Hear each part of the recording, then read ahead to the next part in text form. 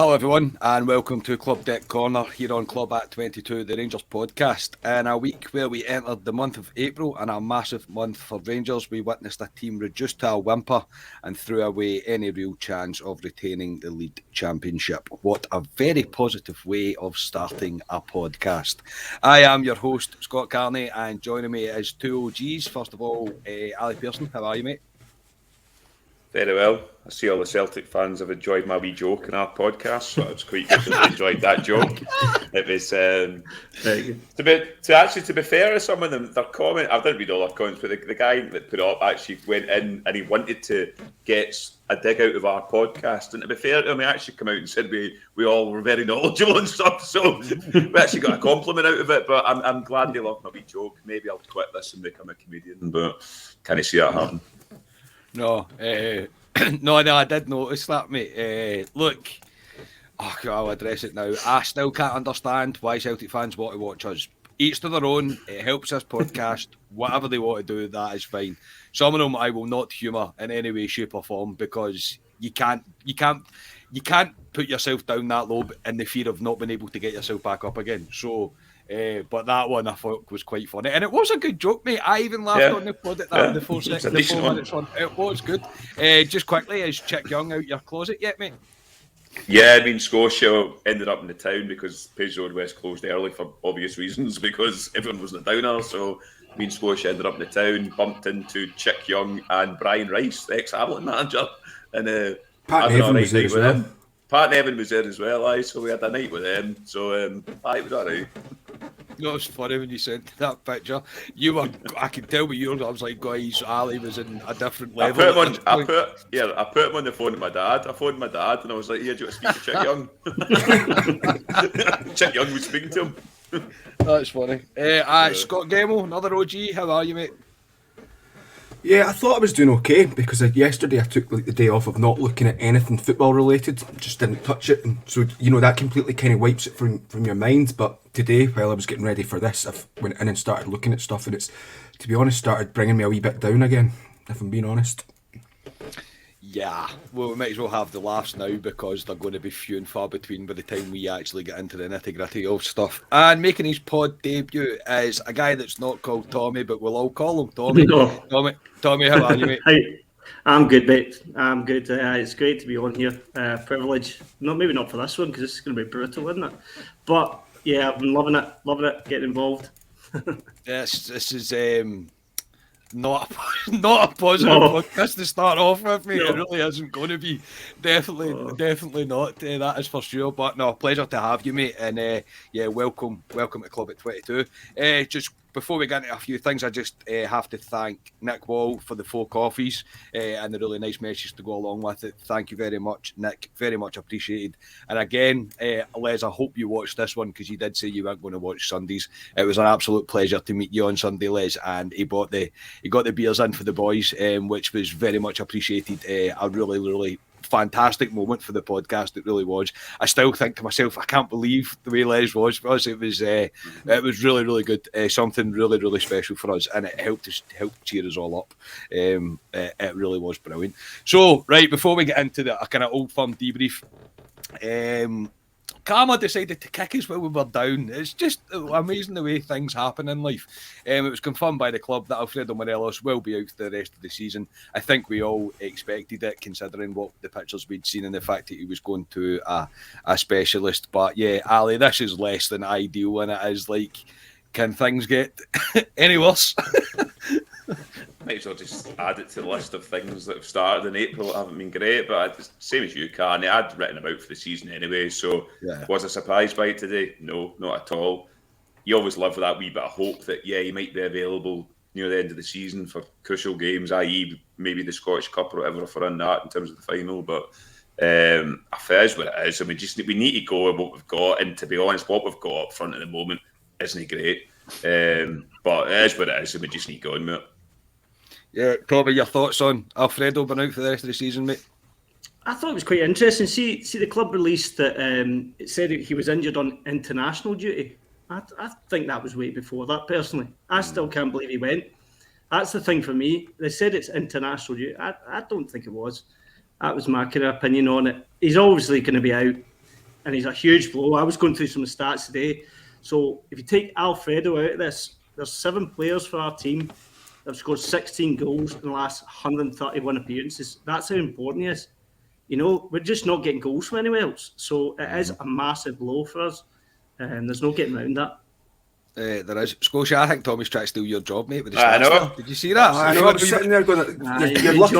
You're lucky I didn't look that up, Tommy. You're very lucky. Otherwise, I would get in Carney to eject you straight away." No, that was interesting. Here, mate. I was bored today, so. That was interesting to hear, Tommy. I was incredible when I looked at it. I second guessed. I was like, no, that can't be right. That cannot be right. But we just haven't been producing goals from other players in the pitch. And we're going to have to. Those players are going to have to step up. There's no getting around it.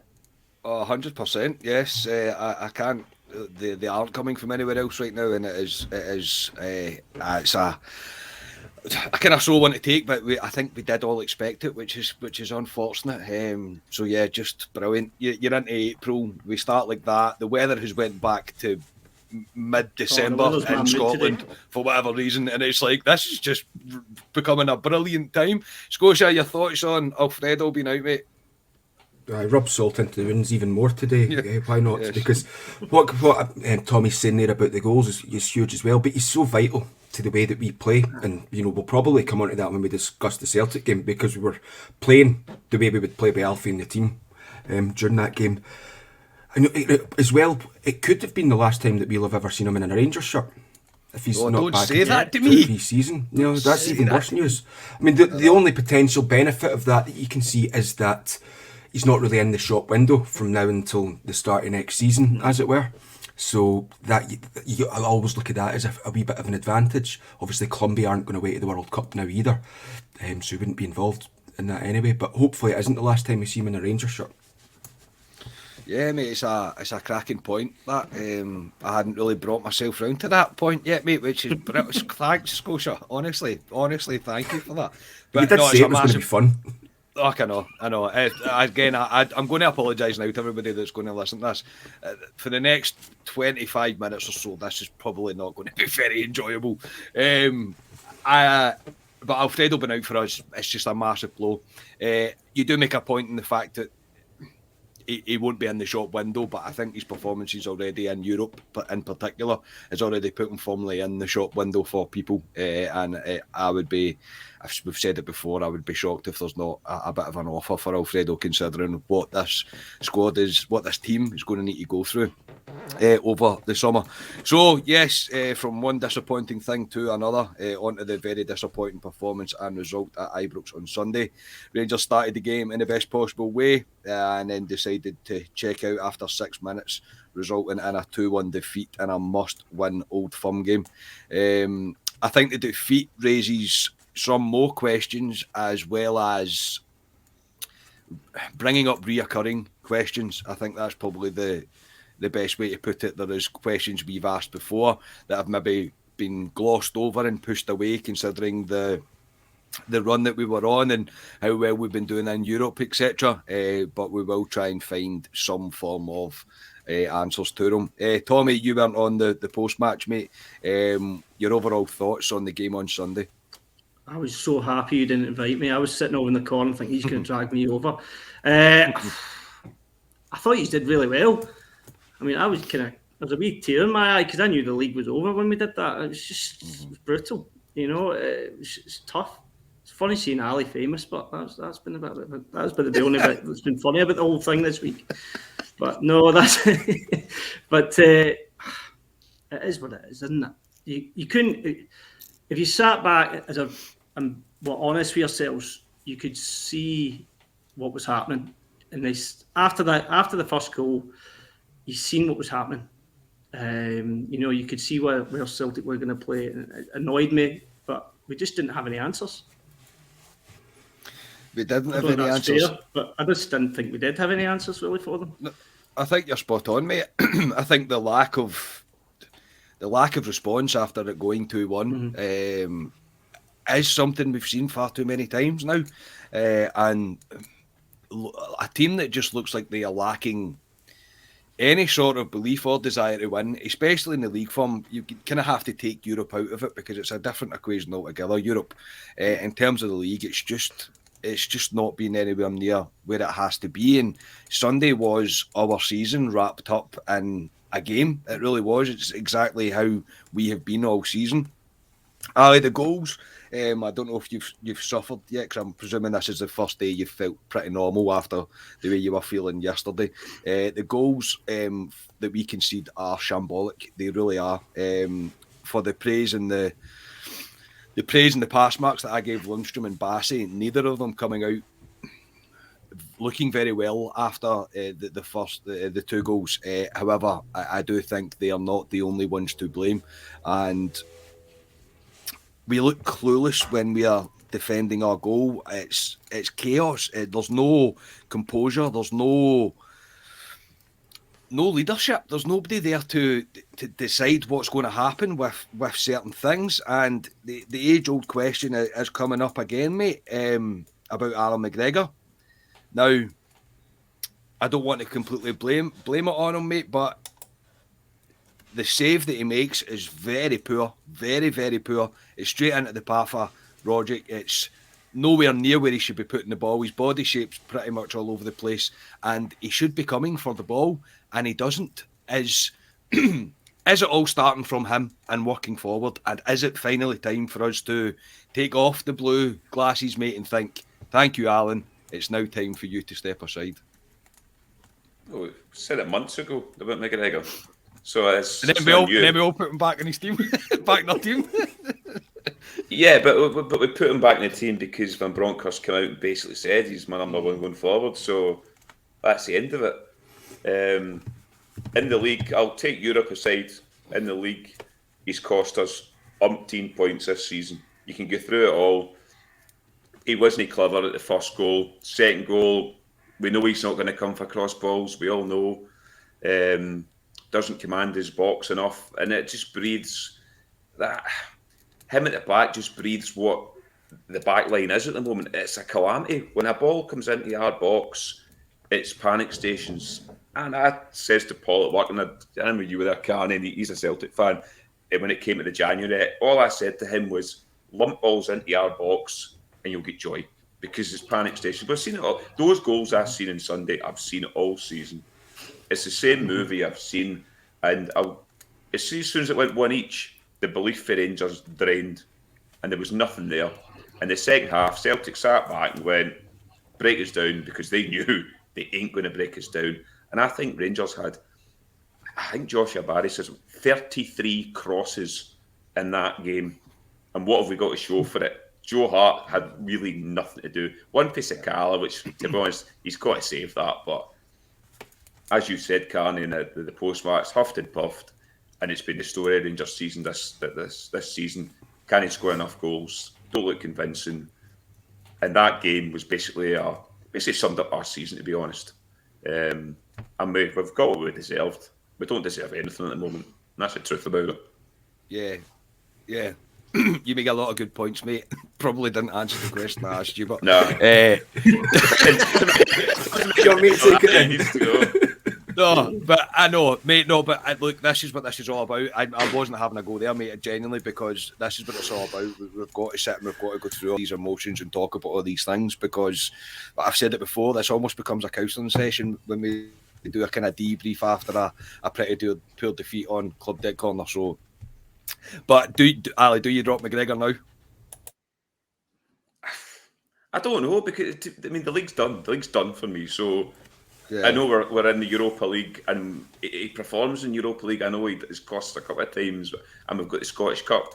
I don't think he will. Yeah, I personally would bring McLaughlin in, and I've said that for months. I'd bring McLaughlin in, but I've came to the realisation that Gio said to us, he's sticking with McGregor. So to me, he's sticking with McGregor. Doesn't matter how many times we all shout, bring McLaughlin in. I don't think he's going to do it. But yeah, I would bring McLaughlin in. Yeah, you're spot on, mate. I think that's probably everybody's real opinion on it, I would imagine. Scotia, Europe, we are a different breed. I don't think there's any real doubt about that. We're a completely different, a completely different animal. But there is now no getting away from our league form under Gerrard and under Gio has not been good enough. We have dropped 9 points from winning positions at Ibrox this season alone. And 13 in total, 13 points from winning positions in total, which isn't going to win you anything. It really isn't, especially that run at the numbers at Ibrox. It's not good enough. We all know it's not good enough. So my question is, you can answer the McGregor one too if you would like and do Ali's job for him. However, is this team choosing when to turn the mentality on and turn it off? And is it all about the lack of pressure in Europe that they seem to feel that they have? Well, we've been saying this for quite a while now. We've all come out in different stages of the season and said that there's something wrong with this team in terms of mentality. There's like two different Rangers that show up from time to time. They seem to choose and pick the games in Europe. How can you go and hammer Dortmund? And really on top of them, and ultimately should have won both legs of those games, really, the way the games went. But then you turn up into the Scottish League and you just can't play. You can't play against a team that sit back, and that's what Celtic done perfectly on the second half on Sunday. There, they just played like any other kind of Scottish Premiership team would play against Rangers, and just make them go out wide and cross it in. Whereas in Europe, they come out and play against us. But I think we've been saying it too often now for it not to be a mentality issue with some of these players, that they can't handle the pressure of playing in the Scottish League. I think, was it a couple of seasons ago, Ryan Kent, it might have been actually coming up towards the Braga game the last time round, that Ryan Kent came out and said that he prefers playing in Europe because there's no pressure on us. I'm sure there's been a few other players, I don't know if Tav had come out with something similar previously, and there's been you can just see that there's a few of them turn to him. Aribo, he can flourish in Europe at times, but then you see him playing there on Sunday and he just didn't look interested. He looked like he was, completely done in. So yes, there is a mentality issue with this team, and what I think we've got to do as fans is, like you rightly say, it's not just under Gio, it's with Gerrard as well, and the 55 season is the exception because it happened in the 2 seasons previous to that, and it's happened again this season, that they just can't handle the pressure of the Scottish League. Tommy, is it pressure? Is it the pressure they can't handle, or is it just choosing to only show up for the games that that puts them in the shop window? I'm kind of putting that bluntly, but they can play out their skin all they like within the league. It probably doesn't get them a move to the English Premiership. Not now, not the way things have went within the transfer market. So is it the pressure, or is this a mentality choice that some of the players are having? I think in Europe, I think they are all playing for themselves a wee bit. They're always going to be that way. I think it's going to be like that.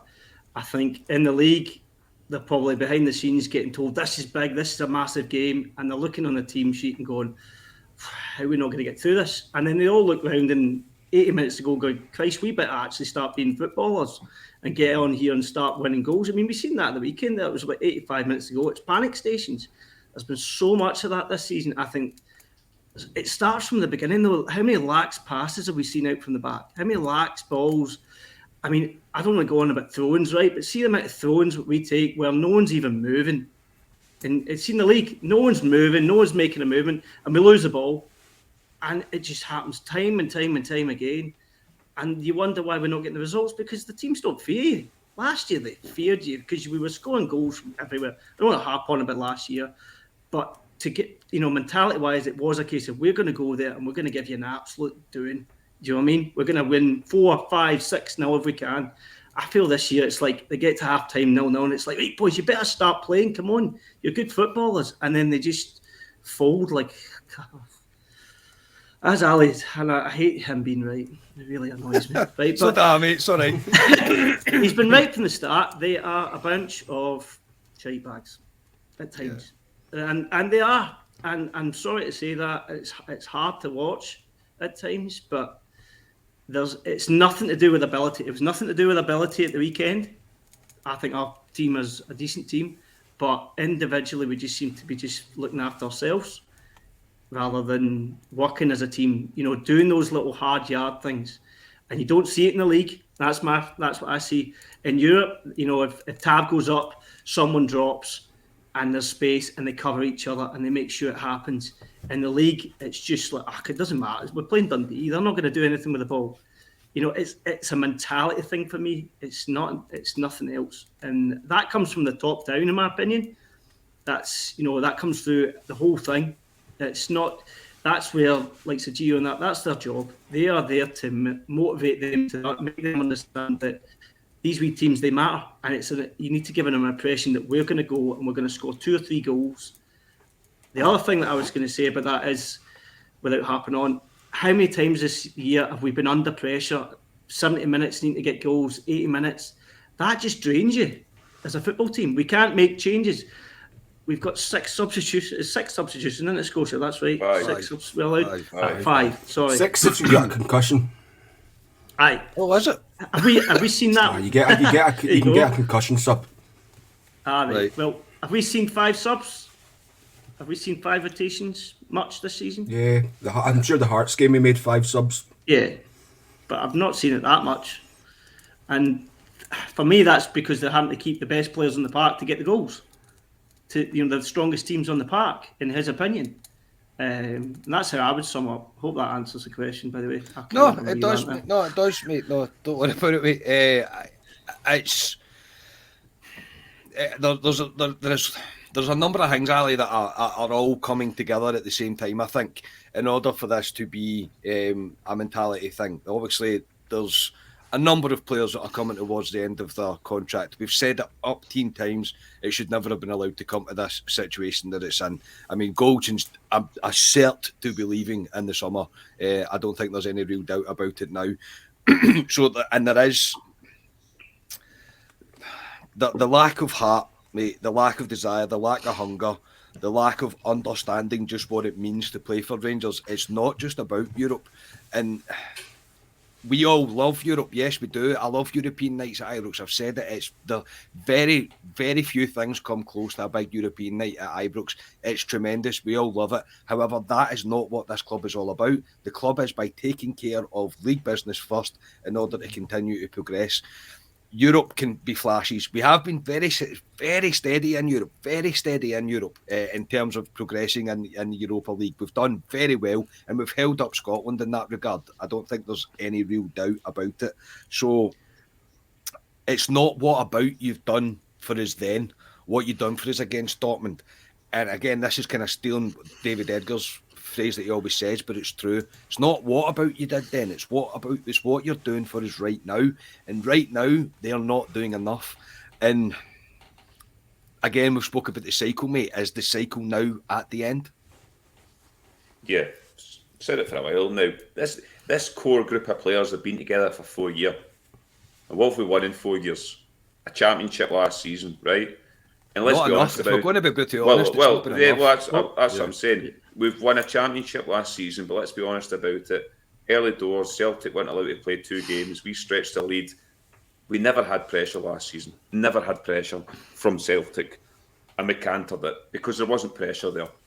Every time I think there's been pressure in Rangers, they've fallen. I don't think they have I don't think that group have the mentality to go and do something. And that's why going forward this season, i.e. Scottish Cup at Hampden, I really don't feel confident about that game at all. I don't feel confident at all. And I look at the other side of the city, and I don't like speaking about them, but you've got to give them some sort of credit. This season, well, everyone thought Rangers would canter the league again. They'd be closer. He's brought in umpteen players. Yeah, they've spent a lot of money, Celtic. They've spent a lot of money, but they look like they want to play for them. They look like they know what they're doing. At times we don't. We look clueless at times, and that shouldn't be the case. We've been together for 4 years, apart from a couple of players this season. But it's mentality for me with Rangers. This team needs to be broken up. It's come to the end of its cycle, and we need to sell players in the summer. But like you say, Carney, we've ran key players down to 1 year. They're on a year left in a contract now. What do we do with these guys? Do you go at them and go, can you sign a 3-year contract for us, but we will let you go? Will these guys want to do it? I mean, you don't know, but it's a dangerous game we've played. And I think the Malmo game was a massive thing at the beginning of the season. I think we banked on that. I think we thought we'd get through that. and it came back to bite us in the arse. And with the recruitment, I'm sorry, it's been shocking. It's been really shocking. And it's a huge summer coming up for the Broncos, and I don't know what money he's going to have to spend. I really don't. Yeah, Scotia Ali makes a really good point there. The recruitment hasn't been good enough, so it kind of does lead me on to the next thing I wanted to speak about. And do the board need to take an element of blame for this, because there has been a real lack of investment, and I don't mean we have recruited in sense of with Lundstrom and Sakala and Aaron Ramsey. Obviously, I've probably missed a few more else that you tell me, but there hasn't been enough.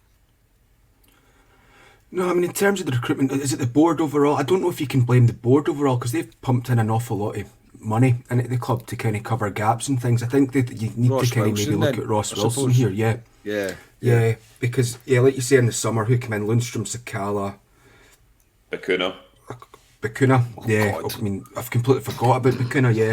Came in, and you know that way. Seeing that summer transfer window, it was, and I've seen Rangers do it in the past before.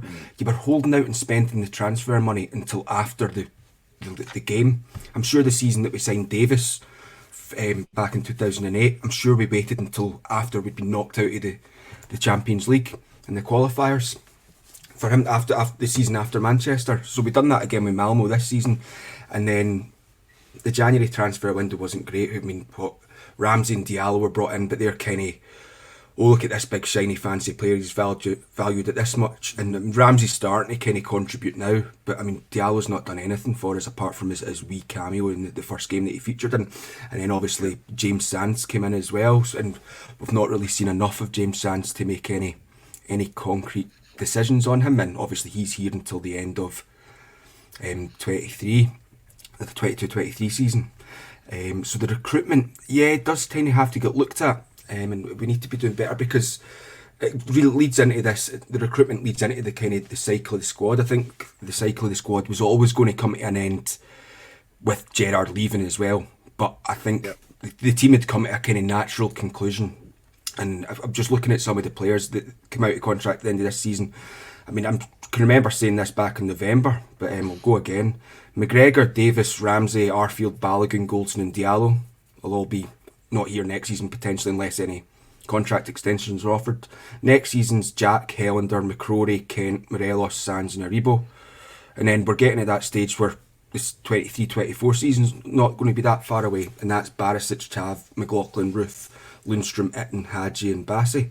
So in terms of not just recruitment, but in terms of keeping these players on a decent contract so that we can get a return, is vitally important, because yes, the squad's come to an end of its cycle, but we're in this situation where we're probably not going to get top dollar for players that we could have last summer. You're spot on, mate. You're absolutely spot on. It's not been the correct way to do it, and again, back to what Ali was saying, I think they have made they've banked on a few things that haven't happened, and it's a risky way to run a football team. It really is. Ali, before I come back to you, I'll go to Tommy with this, because I know this is your man that I'm about to speak about. But Tommy, what has happened to Mr. Joe Aribo? Are we going to put it down to fitness levels due to the amount of football that he's been playing with us, and obviously with the African Cup of Nations, or has he checked out and is he heading for the exit door? Do I want to keep my power or not? I think Aribo is a ridiculously good footballer. He's too good for Scotland. I think he's been running at the ground. I think we've done it. I think he's been all over. He's been playing. He's a great footballer. It is fitness, and he's a professional footballer, so he should be fit. I mean, that's your job. But the last wee while he has been hiding. There's no getting around it. Now, I don't know if he's carrying a wee knock and they're keeping going with it, or what's going on, because Aribo is class. Like, there's no getting around it. He is class. So something's going wrong with that. Either he's behind the scenes with management, maybe he's not getting the role that he was getting before. It's like Kamara. Look at Kamara before ever all the changes. It was great. What happened to Kamara? He's in the same boat as my opinion. I mean, how good was he? And then, there's a lot of them in that field, I think, that have had to be run into the ground because of as I was saying earlier, I think it's a snowball effect. We've had to go and play 70, 80, 90 minutes of these games that we shouldn't have had to play these players for that. We should be rotating them off at 50, 60 minutes. And that's why he is how he is at the moment. He's exhausted. You can see it. I mean, but he's still a class act, and I would love him to still be here at the end of the season. He's one of the ones I really want to keep because, as Ali always says, he's one of these guys that can just change a game on its head. He those dangly legs go all about, and I was watching back at the Braga game, and you've seen that, and you know what he can do. So I think they need to look internally at why is that happening, and solve it and correct it and keep him, because I think he is what we need going forward. Because Sunday proved it. We have nothing going forward without someone like him. You know, we've got nothing. So yeah, Ali, I know he's your boy, mate. We spoke about Joe Aribo before the game, and we said that he really owed us quite a big performance, because at the last probably couple of Old Firm games, if we're going to be really honest about it, he's been nowhere near where he had to be. It's a hard one to admit. I like where Tommy's coming from in the sense that I would love him to stay. I think he has firmly decided that I don't want to be here anymore. Yeah. Since January, he's not kicked his own arse, Joe Aribo. He's not. He's been a passenger at times in that team. That's sad to say it, because at the beginning of the season, his form was frightening. He was the best player in Scottish football by a country mile up to Christmas. He really was. He's a good footballer. I've said it for a long time. I just don't think he believes in himself enough, Joe Aribo, at times. I think he needs to believe in himself, because he's a cracking footballer. We've seen it. But too many big games, i.e. Celtic games, like you say, Carney, he's not showing up at all. And he needs to, if he wants to go to the next level, Joe Aribo, he needs to put performances in these games, because that's where he's seen in the telly with all these other teams. He doesn't do it. The game on Sunday there, how he lasted 90 minutes. Oh, I mean, really, he was off for nothing. But I'll counter it and say, who'd you bring on for him? Because you looked at that bench. You look at that bench at the weekend and go, apart from Sakala, there was nothing there. How Scotia mentioned that Lowry, for me, has got to get a chance going forward. I don't know why he was on the bench. I don't know if he had a knock or not. But the problem he plays, Jody, kind of what Tommy's saying, is because he is that tin opener at times, and we don't have anyone else. There's nobody to come in apart from a Lowry possibly. But I think he has been running at the ground a bit, Joe Aribo. But I'm kind of in your camp, Canny, a bit as well. I can see him. He looks like he's checked out. He's got a year left in his contract, and I'd love to see him there next year, Joe Aribo. But at the same time, we can't have guys that don't want to be here. Much as I like him, he doesn't want to be here. He can go, and he might be one in the summer that will go, along with a lot of other players. Oh, a lot of other players. I just think, for me, Aribo is now one of the established players in this current squad. He is probably looked at towards a more senior figure, if that makes sense. And he's kind of stature within the team. And too many times on Sunday, he just didn't want the ball. He didn't even want to take 2 touches of the ball. He just had very little effect. And maybe I'm singling him out a wee bit too much. I'm not sure. I don't think he was. I do think he was the worst on the park for us. I do. I thought he was awful. I really did. And I'm ashamed that how he stayed on that pitch for as length he did is only got to be down to who else do you bring on, because there was literally nobody else. Scotia, what's next for Van Bronckhorst? Will he survive if we are out of everything in the next 2-3 weeks? This is a very interesting question. I said when he came in that even if it all goes tits up this season, some of that blame needs to get apportioned at Gerrard's feet, but we all know how football actually works. It'll all get put in Gio's feet. I think personally he probably needs the summer himself and like the next season himself, but it's getting at the stage where you're like, because Gio's done a thing that, to be fair, an awful lot of managers do, that they just get this core group of about 14 to 16 players that, no, you'll be in my team no matter what, and kind of a few players will come flitting in and out the team at the very start, and then you'll never see them again. I think of the likes of when Itten was brought back in loan, when Scott Wright was starting and sort of the start of the year. there that now we don't see them at all anymore, and that kind of leads into the issue with Aribo as well, in terms of because he's selected this core group, they're not the players that are playing all the time aren't getting a rest. And you need to, with it, just quickly on Aribo as well, you need to remember, well, I think he's only not featured in 2 games since he's come back from the African Cup of Nations. And that was the 2 cup games against Annan and Dundee. And to be fair to him as well, when he was out in the AFCON, I'm sure the heat over there was horrendous. So he must be absolutely knackered, Joe Aribo. So that partly plays into him as well, I think. But yeah, what's next for Gio? Well, he needs to win the cup. That's a must, really. He needs to win that cup.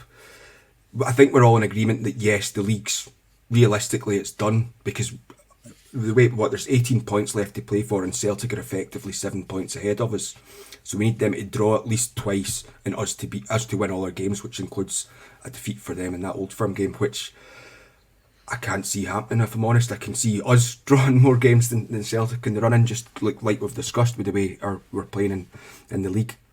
So that's what he needs to do. And then the difficulty I think he's got as well is because we're in Europe still, and you know how we've said we play a wee bit differently in Europe. Is it the time that he then, for these last 6 games in the leagues, that he experiments about a wee bit? Do you bring in McLaughlin for all these games to see if he's up for it for being number 1 next season? Do you play Lowry? In an ideal world that would be right, but you know, if we get beat and one of these changes has been made, he'll get absolute pelters for it, just the way football works. So yeah, he really needs to win the league, win the cup, and realistically win at least 5 of the remaining games in the league. For me, and see how we go in Europe.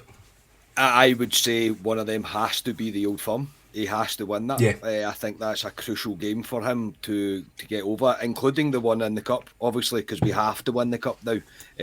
I'm still firmly on the fence with Gio, whether he's going to survive or not. I don't know.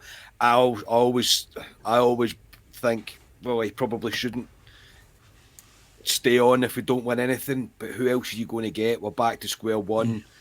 Do you know what I mean? So it's a big knock-on effect that could roll into next season as well. So it's one of those things. Just before we move on, a yes or no question, Tommy, kind of on the spot, I suppose, this one. Is Gio the man to take us forward? Yes. And I'll tell you why. Okay. How many good managers have came in halfway through the season with a score bit that wasn't picked by them and done well? Not many. It's hard. You harper back to teams before. Like Big Ek done it, didn't he? Did Big Ek do it? But there's not many though, is there? It's hard. And I think because of his stature in the team, at Rangers, I think he'll be given time. He'll be given the summer. And then at the start, first 6 games, if it doesn't work out, I think then they would look at change. I can't see it going to the summer and him not being there. Because as you said, who do you get that's going to come to Rangers? That's my opinion. So I think yes, he has to be given time with a team that is his, and he gets a chance to rebuild. I think that's fair enough. Yeah, that is fair enough. Ali, yes or no? Is Gio the man to take us forward?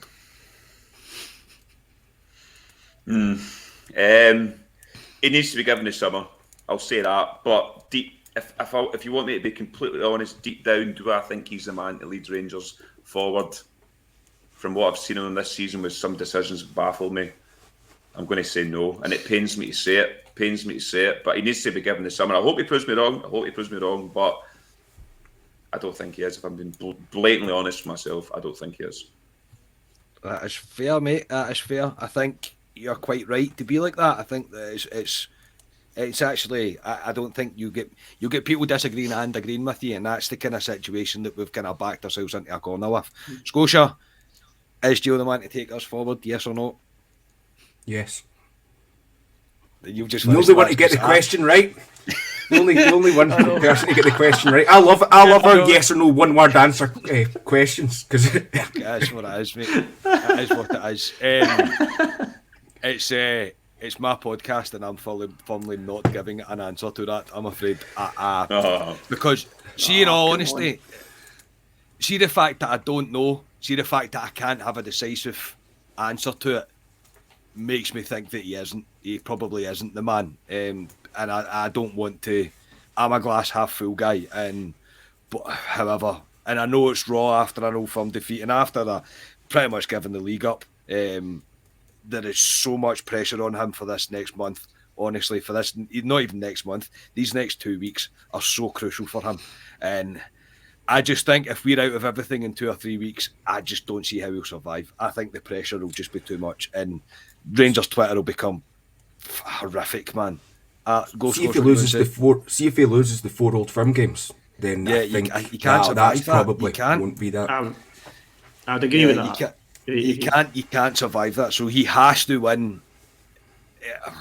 He has to win both of the Old Firms. I'm sorry, he does. He has to win both of the Old Firms remaining the rest of this season. He has to. So it's an interesting time coming up. I'm cautious of time, lads, so I'm quickly just going to touch on one last thing before we move on. See the clowns that think that throwing bottles at a football match is acceptable.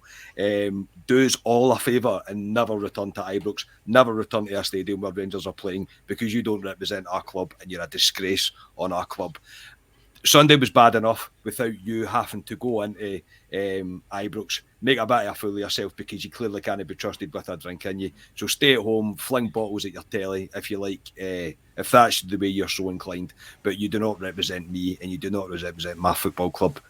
So, stay away with your idiotic behaviour. I think that's me being rather polite about it. Not much more to add on it. So, speaking of massive balls, it's a word from our sponsors. It's time to join 4 million men worldwide who trust Manscaped, who are the leaders in below-the-waist grooming and can provide you with the right tools for the job to keep your balls thanking you. With our exclusive offer, go to manscaped.com, use the code CLUBAT22 for 20% off and free shipping. Manscaped has the full package you need for spring cleaning this year. The Performance Package 4.0 is the only tool you need to keep your boys looking and smelling like your partner wants. Use the Lawnmower 4.0 trimmer to get the most precise shave on your hedges. It's waterproof, so you can trim in the shower, and it's equipped with an LED light for precision trimming. Also good in case you want to live life on the edge and shave your delicates in the dark. Each to their own on that one. To complete the trimming of said delicates, finish it off with the Crop Preserver Ball Deodorant and Crop Reviver, the Ball Toner, which is Scotia's favourite. Our exclusive offer is 20% off and free shipping with the code CLUBAT22 at manscaped.com. Scotia, what were your balls do? Sorry, I was on mute though, thank you. No, for God's sake, Scotia. I know, honestly, man. Honestly, yes. Thank you to Manscaped for their continued support for us. The products generally are superb. And also, I just have to say, Manscaped has partnered with the Testicular Cancer Society to bring awareness to testicular cancer, men's health, and early cancer detection. Manscaped is committed to raising awareness for the most common form of cancer in men aged between 15 and 35, and giving support for fighters, survivors, and families impacted by cancer as part of their We Save Balls initiative. So we fully back that here at Club at 22. So get them checked. You've been told. Right, gentlemen, we will move on, try and pick ourselves up a wee bit after that 40 minutes of negativity, and we look ahead to our last 8, the first leg of the last 8 tie in the Europa League against Braga. We travel to Portugal on Thursday night. The kickoff is 8 p.m, not the usual 5:45 for us playing away, so just a wee heads up on that one. Braga are sitting 4th in the league behind the big 3 in Portugal, which is Porto, Benfica and Sport Lisbon, and they're coming into this game after a 3-2 win over Benfica, so they'll be feeling pretty good for it. Ali, I think this is a pretty massive tie for Rangers. They really have to try and salvage something from the season now, and if I'm going to be honest, mate, they owe us a bit of a performance. Yeah, they 100% owe the Rangers fans. You got to look at nothing would surprise me. Rangers on Thursday night, it really wouldn't. It wouldn't surprise me if Rangers out there and beat them 3-0 or something. That would not surprise me because that's the way they are. But it's you look at Braga, our core team that's been together for 4 years has played out there before, so they know what it's about. I think me and Scotia mentioned Braga have lost a few players from when we played them previously. They came second in the same group as Red Star. Red Star topped that group, so in the same group as Red Star. So we've got a good chance. And we're a decent team in Europe, Rangers, which sounds mental saying that when we're bloody rotten in the league, but we are a decent team, and we've got a wee chance, but they need to go out and show something, Carney, because, like I said, this April could collapse. It could utterly collapse, and it could be. We all said again, April, it could be brilliant or it could be an absolute disaster. But the way I look at Europe, and I say to Tommy when he comes over and we watch the game with me, I think it's a free hit for Rangers. I don't think they have pressure in Europe, and that's why I think they play well in Europe. It's a free hit for me, Europe as well. But yeah, they've got a good chance, Rangers. But Braga will be looking at us thinking, aye, we've got a good chance as well, to be honest. Yeah. They probably watched that game on Sunday and thought, this will be a laugh. There's a bunch of players that don't look very up for it at all. But you're right, mate. You don't know what to expect from Rangers in Europe. I think obviously the blow of Alfredo is massive because he is crucial to us in Europe. He really is. However, I also think Kamar Roof could do pretty well in Europe at the same time. So yeah, am I looking forward to it? Yes, of course I'm looking forward to it, but I am interested to see what Rangers team turns up. Scotia, your thoughts ahead of the game on Thursday, mate? Yeah, it's going to be difficult, made even more so by the fact of the result on Sunday, the result and performance on Sunday there. But it's a perfect game for Rangers to come back into, kind of just put the league back to the back burner for the moment, and then go and focus on this and kind of prove to us as Rangers supporters that we can actually do this and put in a performance. I think it's going to be tough, no doubt about it. Do I prefer playing away from home first? I'm not sure, because I was so used to that Manchester run where we were playing at home second. No, we were playing at home first all the time, weren't we? Yeah. So I'm not sure how I feel about. Usually I know it's the other way around, but obviously away goals don't really come into things anymore. Going to be a tough game, like you said, just coming off that result against Benfica, which was, I watched the highlights of that back, and some pretty decent goals in there from Braga. I know that obviously Ali had mentioned they lost an awful lot of their really good players when we played them last time, but you've got Ricardo Horta, who I think he came off the bench in the game at Ibrox against us, but he was pretty young back then, but he's turned into a bit of a star player for them, and he's got 19 goals this season, and certainly in the league and in Europe. But he's looking pretty good. He's got his younger brother in the midfield there as well, who's pretty decent. So it'll be a tough game, but I'm feeling fairly confident. But would note that we've got Lundstrom and Sakala could both end up missing the second leg in terms of picking up a yellow card. And so have Braga got two players, Castro and Moura, but I don't think they've played that often recently. When did they get wiped after this round?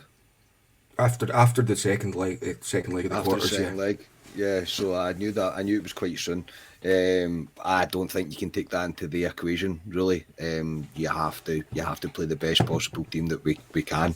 And it's probably a spoiler, but probably not a spoiler. Lundstrom is definitely in my team. Tommy, your thoughts ahead of the game? Look, Braga are. Of course, we played Braga before. I think it's quite easy to forget just how good Braga were when we played them. Yep. Obviously, we came back to win. However, of course, it's not going to be a gimme. You're in the quarterfinals of the Europa League, mate, so they're going to be a decent outfit. Yeah, I mean, I watched back the highlights of them playing Monaco, and they steamrolled them 3-0 over the two legs. I know that it was 3-1, but the last goal went at the 96th minute. I think it's going to be a tough game. I do. There has been big changes in their team. They're on a fly. They've just beaten third. Their league doesn't. Where their points are, it doesn't really matter because they can't really get to third, and they're in fourth. They're currently comfortably there. So, and I think a big part of that is they'll be fresher than us because they've only played like 3 games compared to. I can't remember how it was. I worked it out earlier and I've not written it down, but they definitely played less games than we have recently. So, they've been half decent at home. That's the thing. So I think Thursday's going to be about how much these guys really want it, isn't it? You know, both teams. I think both teams are good. You don't get to this stage, and as you said, you're average. It's going to be about who really wants it, who takes the chances, and that's what worries me a wee bit. Where we're going to take them from. I think you're right with what you said about Roof. You know, I think in Europe he's going to be decent. But yeah, no doubt Rangers will do what they do and win like 4-0 and make us all happy, and that's what they tend to do, isn't it? So hopefully that's the case. Me and Ali on a good roll, by the way, at yours, so I'll be definitely there at 8, Ali. We've got quite a good combo there, haven't we? We've got a good wee record at my flat. We've got a good wee... Yeah, so we'll keep that up, so that'll stay consistent, boys. Yeah, hopefully that's the omen that we need, mate. But I think you've all made a good point that this is a good game for Rangers to be going into, because if we were playing St Mirren on Thursday night, I guarantee Rangers would drop points. So it's almost a cert, isn't it? So yeah, it's a massive tie for us. It's a great achievement by Rangers to get there. So it really is over to them to try and salvage something, give us a performance, get something to give us something to get going again, because the Ibrox support, the Rangers support is pretty low just now, and that's the team's doing. That is not our doing. That is the team's doing. So yeah, on that, Alistair Pearson, who's your team? What's your score? My team to play Braga is going to be the exact same team that played Celtic. All right. That's the team I'm playing. No. I don't think we've got much options. You could say Sakala maybe comes in, Arfield maybe comes in. I'm going with the same team. I'm going to give them one last throw of the dice, that team, to show us something. I think Ramsey starts. I thought Ramsey was. Yeah. I thought he was decent against Celtic. Ramsey. I thought he was taking off a bit early, but I'm going with the exact same team. And I'm going to go, we'll concede, definitely. We'll throw a goal in somewhere. From a corner, mate, or from a free kick lump ball into a box or something. Yeah. I'm going to go 1-1. And I'm going to go, I always say it, Ryan Kent, first goal scorer. I'll score at one point, Ryan Kent. There we go, 1-1. Yeah. Well, I think I get where you're coming from with that team selection, mate, to give them one kind of last throw of the dice at it. Not for me. I think there'll be changes. This is probably me being a wee bit naive as well. But Scotia, is Alex Lowry in the European team? Yeah, all the young Scottish players are in the B league or the B list, or whatever it is, so they can play. They don't need to be registered. So, right, okay, so he can't play it. Now, again, I'll probably get laughed out the door for this. I would play McLaughlin, Tavernier, Goldson, Balogun, Bassey, Jack Lundstrom, Ramsey, Kent, Lowry, and Roof. I don't think he would do that, but this boy deserves a chance. And I'm sorry, Alistair, but I don't think I can look at Joe Aribo right now. I can't have him doing what he did on Sunday anymore. I just can't. This half-assed look that he has, and I know he's kind of like that anyway in his style of football, but he lost out with a battle to Taylor, and it was so feeble. If you've watched the game back, you'll know what game I'm talking about. It was pathetic, man, honestly, and I'm like, no, I just don't look like he wants to be here, and see if you don't deserve to play. So I would risk it for a biscuit, as they say, and I would play young Lowry to see what he's made of, because he's did nothing but impress me every time I've seen him, including when we went to the B team game. He stood out there like a shiny tack. He was superb. And I'm also going for one each, and I am going for a James Tavernier penalty. So yeah, we will concede, no doubt. Scotia, your team and your score? My team is the exact same as Sunday's, but with Sakala in for Aribo. Yeah. So that's McGregor, Tav, Goldson, Balogun, Bassey, Lundstrom, Jack, Sakala, Ramsey, Kent, and Roof. The reason I'm going for that is, like you say, I think Aribo's blown out his arse at the minute, and the problem with playing Aribo as well is it means we're going to have to set up in like a 4-3-3 or a 4-2-3-1 formation for the majority of that game, and we'd seen it didn't work against Celtic. I think if you've got Sakala on, it gives you a wee bit more flexibility, and maybe going to a 2 up top with him and Roof that gives us something that we could maybe try and look at, because I'm hoping for that anyway. And my score is going to be, let's be optimistic and go for a 2-1 Rangers victory with Roof to get the first goal. I'll take it, mate. I will take it. It would be like Sakala and Roof up front, like the wee man and the slightly not so wee man playing up front. What height's Roof? He's not that tall, is he? He's not like... I don't know. Nah. Imagine he's about, I don't know, 6 foot or something like that. 5'10" or something, 5'11". Yeah, something like that. But yeah, I mean, it'd be interesting to see if we did do something like that, played the two up front. Tommy, your first ever teammate on here, and your goal, your score prediction even. Scotia stole my thunder on Rage, man. I have the same team as Scotia. I think Aribo will be sitting on the bench. I think he'll come on. I think Sakala deserves his chance. I liked your team. I just don't think it's going to be playing. No, I think I'd love to see Lowry. I just can't see that happening. I can't see McGregor. I think he's pretty much keeps the same structure all the time, doesn't he? And I feel Sakala deserves it. I mean, even when he came on at the Old Firm at the weekend, I felt like he made a difference. I mean, he tried. I felt like he changed the game a wee bit. I don't know why he's not getting a start. I just think he should deserve it. Kind of thing. And my goal prediction, it's going to be a hard one, Alex. It's going to be 3-2 Rangers. It's going to be one of those ones where it's going to be mental. There's going to be own goals. It's going to be chaos, and we're going to score and make us all happy. And I know that's a bit crazy. And I think Sakala's going to score first, and we're going to be up at 2-0, and then they're going to be back at 2-2, and then we're going to score in the 90th minute. Mystic Meg over here. Honestly, you better put that on at the bookies, mate, because if that comes in, mate, you're getting a fortune for that one. I think that's a bit wild. Truthfully, I think it'll be about 1-1, but I'm hoping for that kind of game. I think it'll be I'm really hoping for a performance. I really am. I'm looking for something to raise us back up again and give us a wee bit of spirit back, because I think we're all in thoroughly need for it. And as it gets closer, even tomorrow, after today, I always feel better after we do this pod after a very disappointing result. I tend to feel better after it, so I'll start looking forward to the Braga game and looking forward to seeing what this team can do in Europe.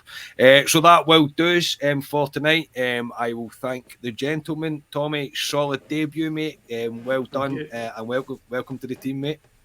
Cheers. Scotia, thanks very much, mate. Thank you very much. Now it's, like you say, get over the weekend there and start looking forward to the game on Thursday night, because it's the quarterfinals of the Europa League. It is, mate. I know, it's huge. It's weird that it doesn't feel like it after this weekend. It's so strange. As always, Alistair Pearson, thank you very much, mate. No problem. Yeah, it'd be hard. It's hard to get up for that is a quarter-final of the Europa League, but at the moment it's hard to get up for it. But I'm sure by tomorrow and Thursday morning, I'll be looking forward to the game. Aye. Yeah. Nice one. So, as always, please like the videos. Please subscribe to the YouTube channel. All the usual stuff. If you listen to us on Spotify, you can leave a rating now. If you give us a wee 5-star rating, that would be very much appreciated. We will be back with you with a club reaction pod after the game on Thursday. So, until then, thank you for tuning in. We are Club at 22, the Rangers podcast, and I'll speak to you all next time. Cheers, everyone.